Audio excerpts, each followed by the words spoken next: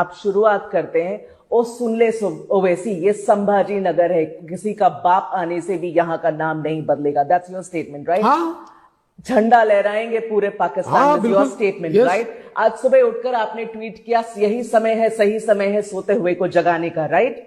ये सब आपके स्टेटमेंट से, ये पोलराइजेशन नहीं है फडणवीस जी? अरे भैया, आप भी बिना कॉन्टेक्स्ट की बात कर रहे हो। नहीं, कॉन्टेक्स्ट समझ लीजिए। आप जब पूछ रहे हो तो मुझे बोलने दीजिए। बोलिए। ऐसा है, अगर ओवैसी संभाजी नगर में आके सभा करेगा और उसकी सभा में ये कहा जाएगा कि कहां से संभाजी नगर हो गया, ये तो खड़की था, ये तो हमारे पुरखों ने बसाया हुआ है, तो मैं जवाब दूंगा, क्योंकि देश धर्म पर मिटने वाला शेर शिवा का छावा था, महापराक्रमी परम प्रतापी एक ही शंभू राजा था। अगर संभाजी राजा का कोई अपमान करेगा, आकर जवाब मिलेगा। इसको कोई पोलराइजेशन का विषय नहीं है। वो आकर अगर ये कहते हैं कि हमारी जमीन है, ये जमीन उनकी नहीं है, ये हमारे पुरखों की जमीन है, ये जमीन छत्रपति शिवाजी महाराज की जमीन है, और उसके ऊपर अगर कोई क्लेम करेगा, वहां पर जाकर मैं जवाब दूंगा। ये मैंने जवाब दिया है, मैं कोई पोलराइजेशन नहीं कर रहा हूं। आपके और उनमें क्या अंतर है? नहीं, अंतर यह है कि हमने शुरुआत नहीं की, लेकिन अगर कोई हमारे ऊपर ईंट फेंकेगा तो पत्थर से जवाब जाएगा। सच बताइए, क्यों कर रहे हैं आप ये? किस बात की तकलीफ हुई है भारतीय जनता पार्टी को कि एक कम्युनिटी ने एक मुश्त एक पार्टी को डिसाइड करके अपने सारे वोट वहां दे दिए, आपको नुकसान हो गया, और अब आप सब, आपके शीर्ष नेतृत्व सब लोग लग गए हैं वोट। इस कैसे नारे देते हैं आप? बटेंगे तो कटेंगे के नारे देते हैं आप, एक है तो सेफ है के नारे देते हैं आप भी तो अब हिंदू कंसोलिडेशन का काम कर रहे हैं। मैं तो आश्चर्य करता हूं कि आपको नहीं समझ में आ रहा है। एक है तो सेफ है, क्या गलत है इसमें?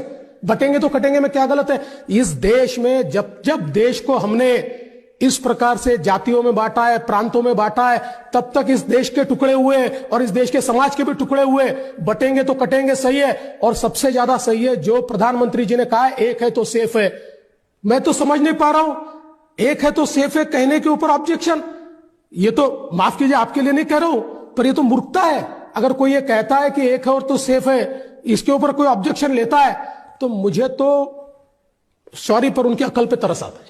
ठीक है, अब मुझे इस तरीके से आपसे पूछने दीजिए फडणवीस जी, आप ऐसे नेता हैं जो 5 साल डेवलपमेंट का काम करते हैं, 5 साल बड़े बड़े प्रोजेक्ट्स बनवाते हैं, एग्जीक्यूट करते हैं, डिलीवर करते हैं समय पर, लोगों की जिंदगी आसान हो रही है मुंबई में। इलेक्शन आते आप हिंदू मुसलमान करने लग जाते हैं। देखिए क्या प्रॉब्लम है, मीडिया को सिर्फ इसमें इंटरेस्ट है।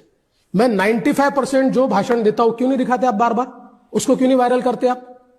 चलो मैं दावे के साथ कहता हूं, मेरे जितने भाषण हुए, वो भाषण का पूरा कंटेंट अगर आपने निकाला, 95 नहीं, 99% सिर्फ प्रोजेक्ट्स पर बोलता हूं, 99% स्कीम्स पर बोलता हूं, 99% क्या दिशा है महाराष्ट्र का रोड मैप, क्या क्यों नहीं दिखाते आप?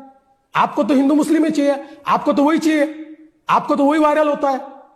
क्या हो गया है देवेंद्र फडणवीस को? मैं ये पूछना चाहती हूँ, वेयर इज दैट? नहीं, देवेंद्र फडणवीस दे आर, लेकिन जहां अस्मिता की बात आएगी, देखिए देवेंद्र फडणवीस ये एक बहुत कट्टर देशभक्त और राष्ट्रवादी आदमी है।